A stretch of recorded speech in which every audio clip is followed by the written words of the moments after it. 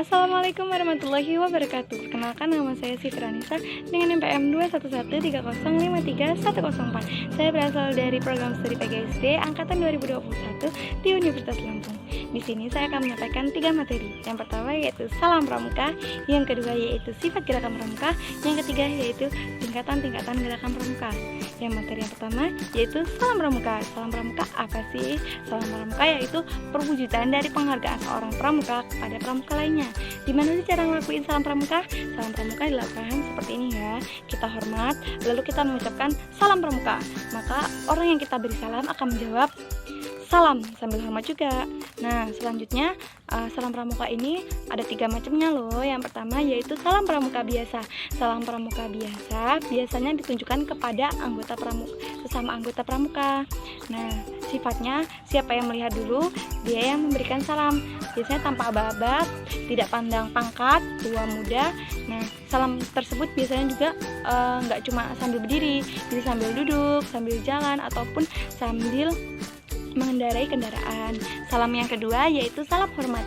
Salam hormat biasanya ditunjukkan kepada sesuatu yang kedudukannya jauh lebih tinggi. Misalnya untuk bendera kebangsaan biasanya dilakukan saat diturunkan ataupun dikibarkan. Yang kedua yaitu saat jenazah sedang lewat atau akan dimakamkan. Yang ketiga kepada kepala negara ataupun wakilnya, panglima tinggi, para menteri, para duta besar, dan para pejabat tinggi lainnya. Yang terakhir yaitu kepada lagu kebangsaan Indonesia Raya.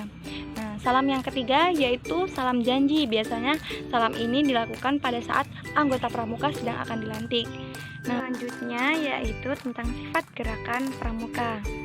Nah, sifat gerakan pramuka terbagi menjadi beberapa macam. Yang pertama yaitu sifat gerakan pramuka bersifat universal. Maknanya, gerakan pramuka tidak lepas dari idealisme, prinsip dasar, dan metode kepramukaan sedunia. Yang kedua, gerakan pramuka bersifat mandiri. Maknanya, penyelenggara organisasi dilakukan secara otonom dan bertanggung jawab.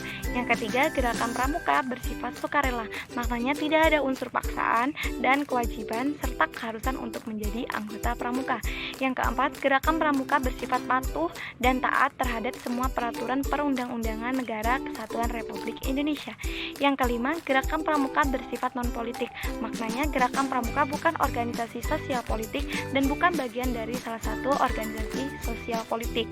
Yang keenam, gerakan pramuka bersifat religius. Maknanya, gerakan pramuka membina dan meningkatkan keimanan serta ketakwaan anggota dan mampu mengembangkan kerukunan hidup antar umat beragama.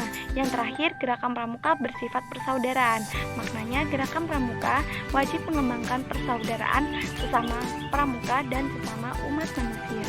Materi yang ketiga yaitu tingkatan-tingkatan dalam gerakan pramuka. Nah, tingkatan-tingkatan pramuka biasanya dikelompokkan atau disatukan berdasarkan kelompok umur. Nah, kelompok umur yang pertama yaitu umur 7 sampai 10 tahun disebut dengan pramuka siaga. Nah, pramuka siaga biasanya terbagi menjadi 3, yaitu siaga mula, siaga bantu, dan siaga tata. Yang kedua, kelompok umur 11 sampai 15 tahun disebut dengan pramuka penggalang. Nah, pramuka penggalang terbagi menjadi beberapa juga. Yang pertama yaitu penggalang ramu, penggalang rakit, dan penggalang terap. Yang ketiga, kelompok umur 16 sampai 20 tahun disebut dengan pramuka penegak. Nah, pramuka penegak dibagi menjadi 2, yaitu penegak bantara dan penegak laksana. Yang terakhir yaitu kelompok umur 21 sampai 25 tahun disebut dengan pramuka kandega. Nah, mungkin sekian yang bisa saya sampaikan. Apabila ada salah kata, saya mohon maaf. Saya akhiri. Wassalamualaikum warahmatullahi wabarakatuh.